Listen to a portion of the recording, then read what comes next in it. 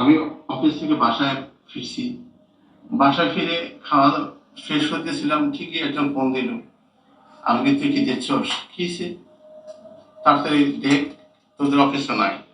আমি তো দেখলাম, আমার বুকের মধ্যে শিল বিঁধতে, মনে হয় না এটা উল্লাস দেখতেছি না, আমার বুকের মধ্যে শিল মারতেছে।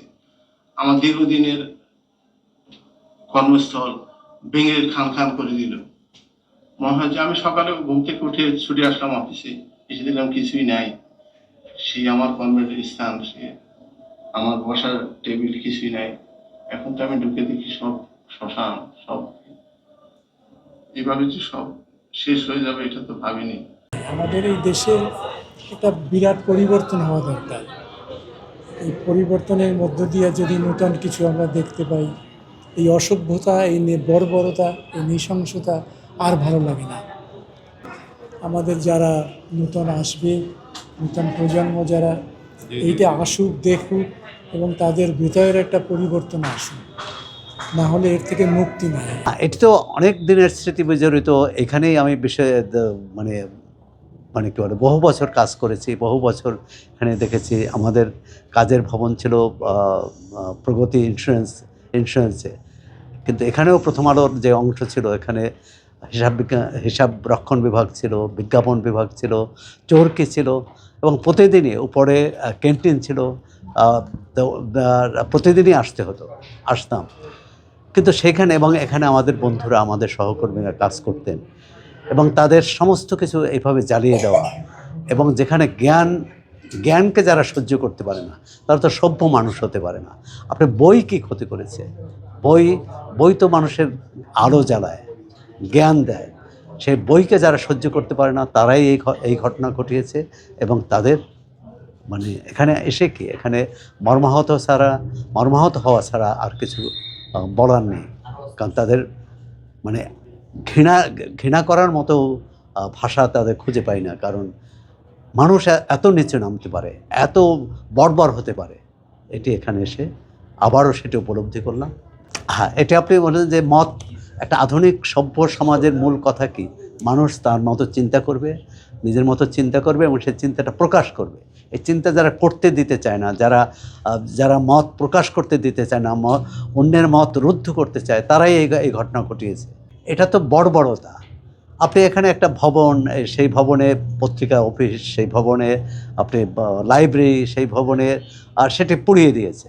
এটা তো মত প্রকাশের স্বাধীনতা। মানুষ তো মত প্রকাশও না, এরা তো কোনো কিছুই মানছে না। এরা তো কোনো কিছুই মানুষকে চিন্তার জগৎকে রুদ্ধ করে দিতে চাচ্ছে। অর্থাৎ আলোর বিপরীতে এরা অন্ধকার ছড়াতে চাচ্ছে। যারা অন্ধকারের জীব, তারাই এই ঘটনা ঘটিয়েছে। পুরো দেশের জন্য অশনি সংকেত, মানবতার জন্য অশনি সংকেত, সভ্যতার জন্য অশনি সংকেত। প্রতিবাদের ভাষা হিসেবে তো এটা খুবই ভালো তুলে ধরা হয়েছে। এখানে যে ধ্বংসযজ্ঞ চালানো হয়েছে, এটাকে আমি মেডিকুলাস ডিজাইনের অংশ মনে করি।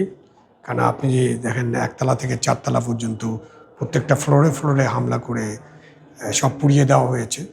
এবং এই পুরানোটা হচ্ছে যে মব দিয়ে বন্ধ করা আর কি। মত প্রকাশ করবেন আপনি, আমরা মব করব, আপনি মত প্রকাশ করতে পারবেন না। প্রথম আলো, ডেইলি স্টার, এই দুটি পত্রিকা বাংলাদেশের গণতন্ত্রের সংগ্রামে, বাংলাদেশের যে স্বৈরাচার বিরোধী সংগ্রামে এবং মানুষের অধিকার আদায়ের যে সংগ্রাম, সেই সংগ্রামে সবসময় সমর্থন জুগিয়েছে। সে কারণে তাদের উপরে এই হামলা হয়েছে। এই হামলা করে তো আর সব কিছু থামানো যাবে না। এই এক্সিবিশনের মধ্যে দিয়ে এটা বলার চেষ্টা করা হয়েছে যে তোমরা যতই হামলা করো, আমরা থামবো না। এবং আমি চাই প্রথম আলো এবং ডেইলি স্টার যেন না থামে, ভবিষ্যতে যেন তারা এই কাজটাই করতে থাকে।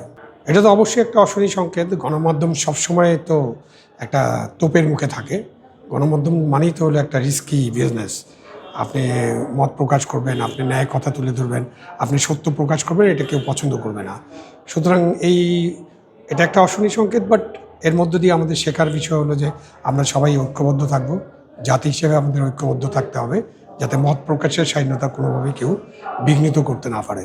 8ই ডিসেম্বর যে হামলাটা হয়েছে প্রথম আলো এবং ডেইলি স্টারে, মানে এটা মানে শুধুমাত্র যে আসলে প্রথম আলো ডেইলি স্টারের উপরে হামলা তা আমি ওই মনে করতেছি না। মনে হচ্ছে যে সামগ্রিক গণমাধ্যমের উপরে হামলা, যে তারা আসলে হামলা করে আমাদের যে সত্য প্রকাশের যে প্রচেষ্টা, যে চেষ্টা, সেই শেষটাকে তারা দামিয়ে রাখতে চেয়েছে। আপনারা দেখবেন যে ৫ আগস্টের পরপরই আমরা দেখেছি নানান জায়গায় নানান ইস্যুতে ভিন্ন মতের বিরুদ্ধে আসলে এক ধরনের উগ্রবাদী শ্রেণী তারা আসলে বিভিন্ন রকম মবিং করে আসছে।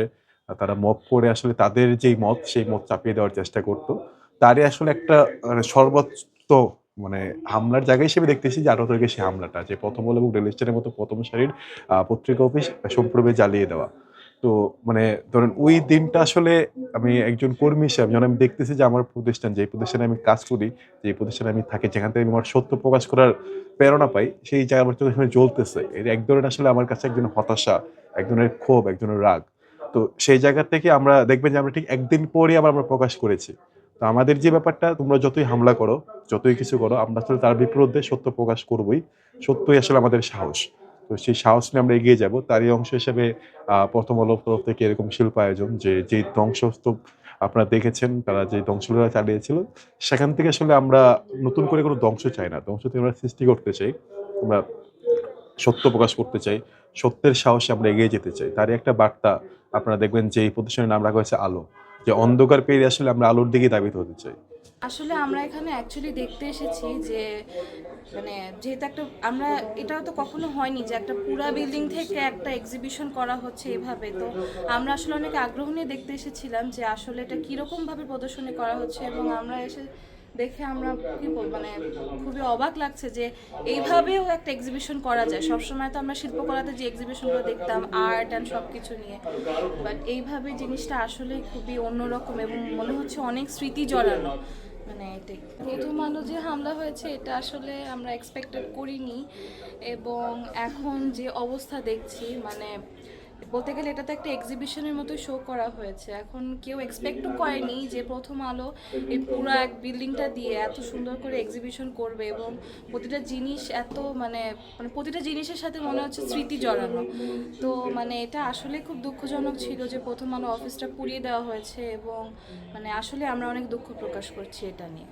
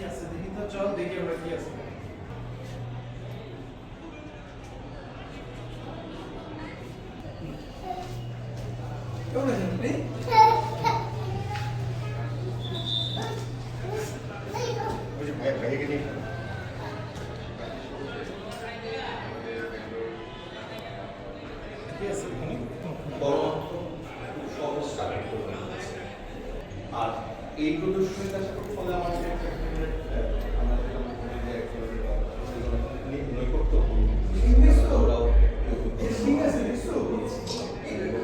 আজকে এসে দেখে আমার মৃত্যু আমার কিছু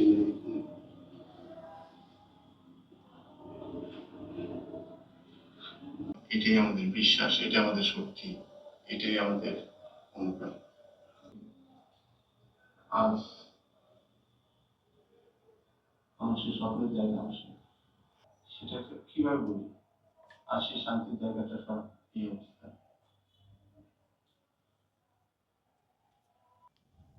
কি জায়গা কি হয়ে গেল? প্যাকেজে দেবেন না আমি কেটে দেবেন?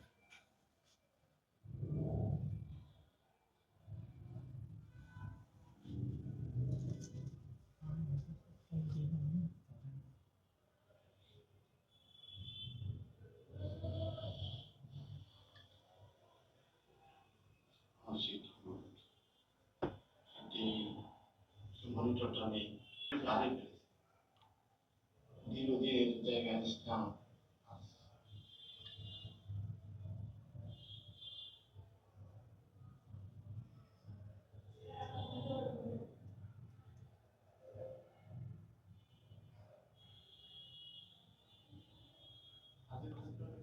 আমাকে গভীর রাত্রে ফোন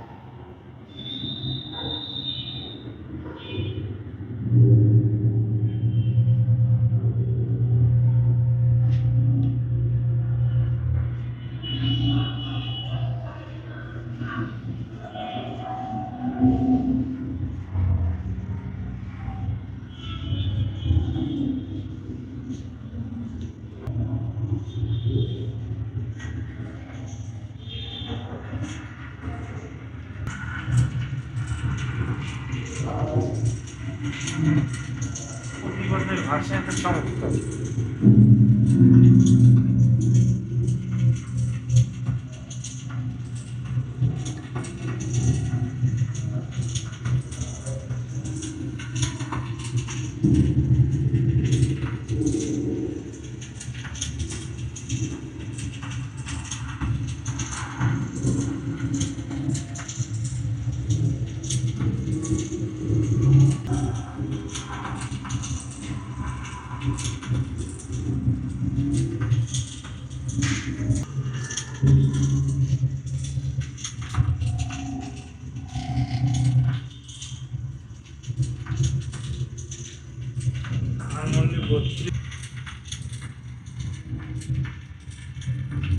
প্রতিবাদের ভাষা দেখছেন?